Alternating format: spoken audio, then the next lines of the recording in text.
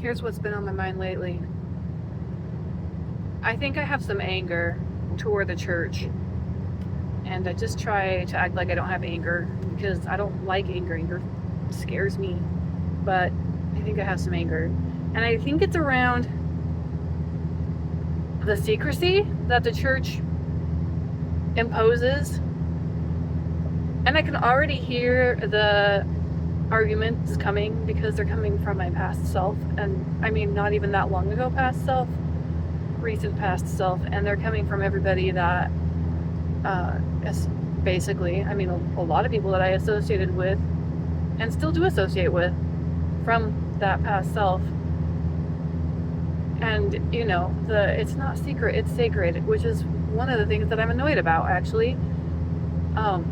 There's no secret. This church is so transparent. So they're not transparent at all. And it does, I don't know why it makes me angry. It's not my business. You know, the church can do what the church wants to do. It's its own billion-dollar corporation. They have, anyone with that much money has tons of power. So they have tons of power.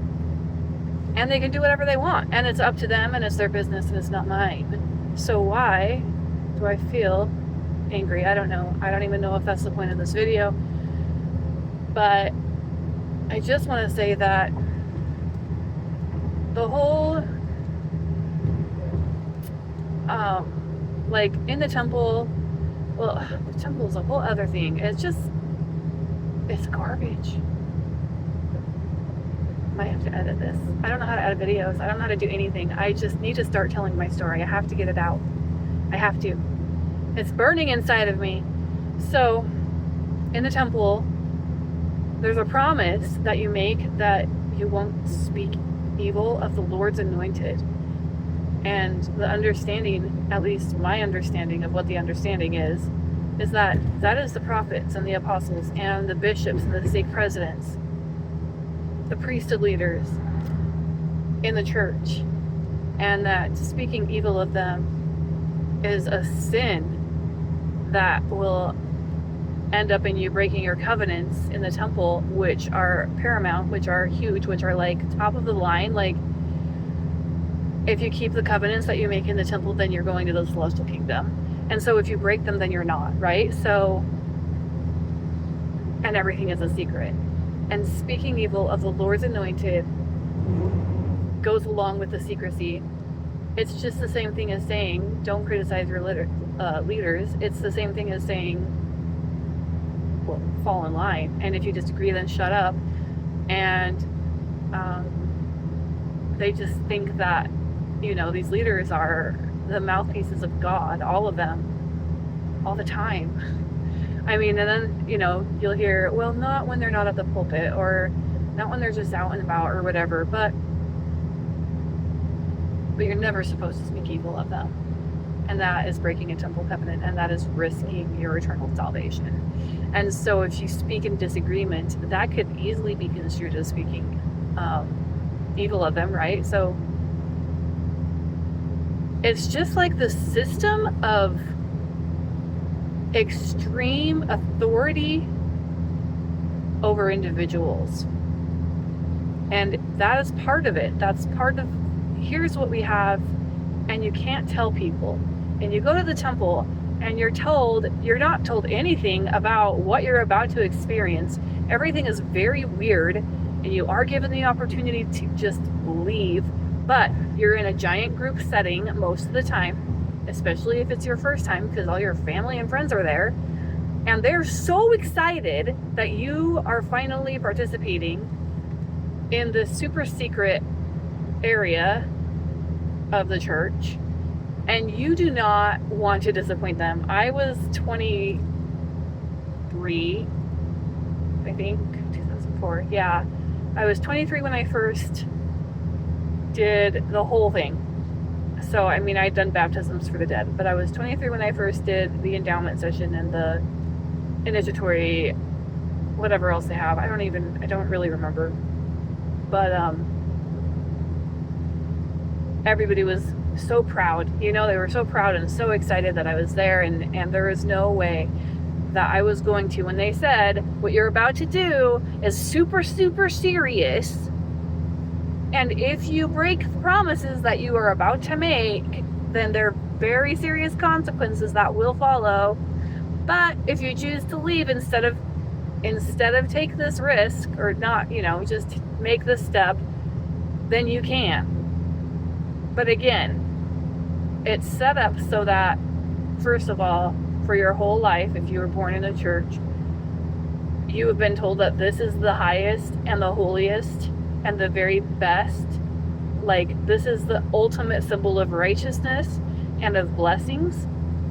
And so for you to back out when you've been told that for 23 years, it doesn't even make sense. In addition to the fact that there are so many people around you when you make these promises.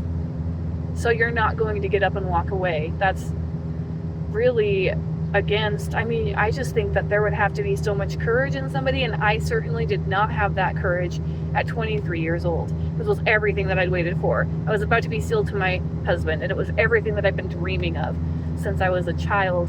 So no, I was not going to get up and walk away, even though I felt kind of crappy, even though it felt really dark and gross inside, that I was about to make promises that if I broke, I would be risking eternal salvation or something. And so, of course, I stayed, and I did not wholeheartedly give my agreement, I guess, to the promises.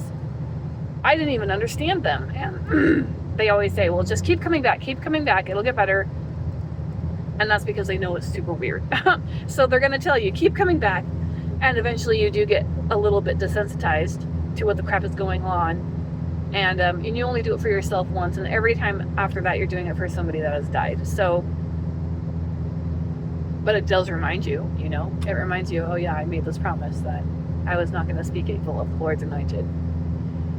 And apparently not long before I went to the temple, actually I don't know when they stopped doing this, but you would make promises that, you would say that you would slit your own throat or gut out your bowels, I guess, if you ever divulged anything that was discussed in the temple.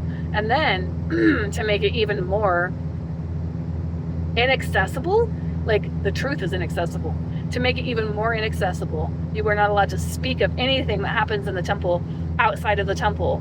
So you go to the temple, you have all these questions, and you can't ask them. And they say you can ask them in the temple, but like when? You get in, you go to the dressing room, and then you're like shuffled along, and you just follow the other people. And I really shouldn't have said minions. Like, I did love the temple. Not the first time, not the second time, but eventually I did come to love it, and I felt peace there. And I really don't mean disrespect, but it's just that I'm looking at things a little differently now. But I'm really not trying to be disrespectful, and I think that was disrespectful, so I'm sorry.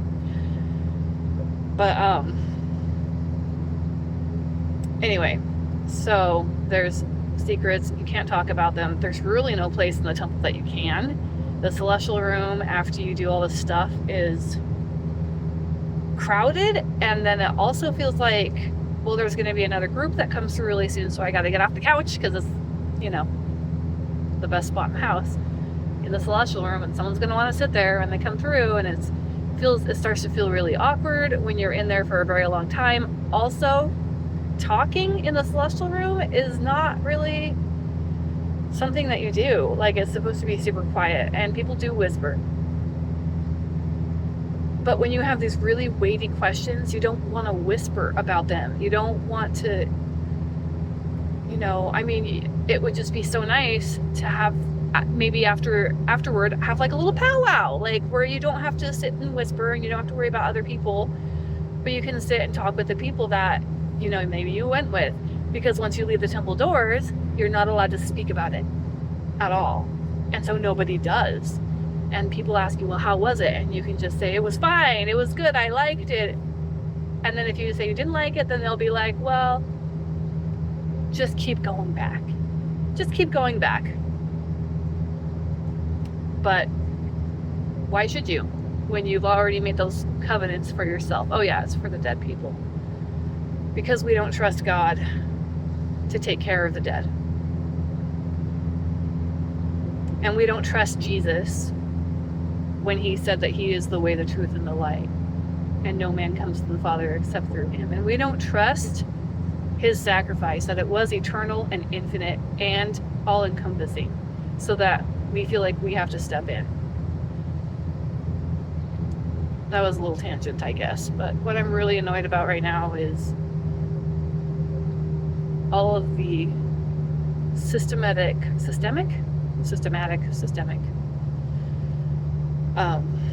secrecy. We don't talk about the weird stuff, because the temple's super weird. I'll tell you that. I mean, I'll tell you anything about the temple now. But,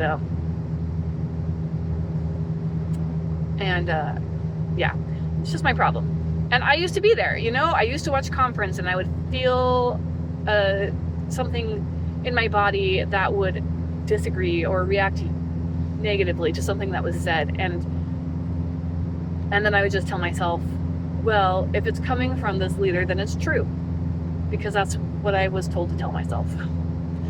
And so, or, you know, maybe it's not exactly true that way, but maybe it's true another way, or I'm interpreting it wrong. It is my fault. I'm the one who is wrong, because there's nothing that the prophet or apostle could do that is not in alignment with God. Therefore, I'm the problem.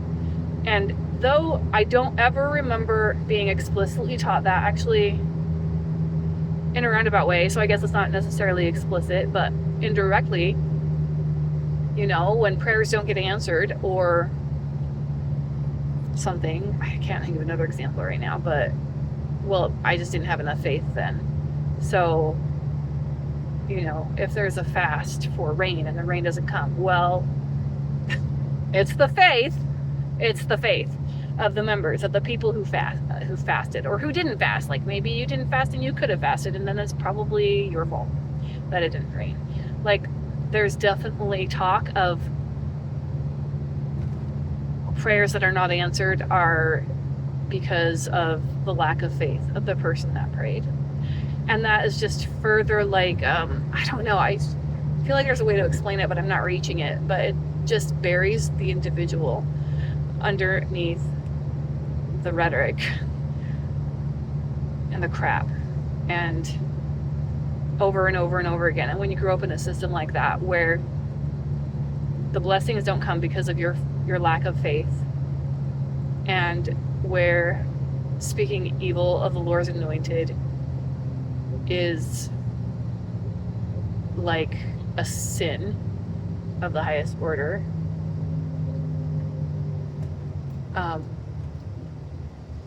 and yeah, I don't know. I lost my train of thought right there. I don't remember what the sentence that I was going for was supposed to end like, because I don't remember how it started. And that is the ADHD coming to take over my life, as it does. But I've just got to start talking. I have to start sharing my thoughts. I do have a journal. I do write in it. There's something which is good, and I need that as well. But there's something else burning inside, and I just feel like I have to get out the word. And maybe nobody will watch these videos, and that's okay. I just feel like having it out there in the universe, you know, maybe there's somebody who will eventually, who needs it, who needs to feel less alone, will find them. So that's all for now.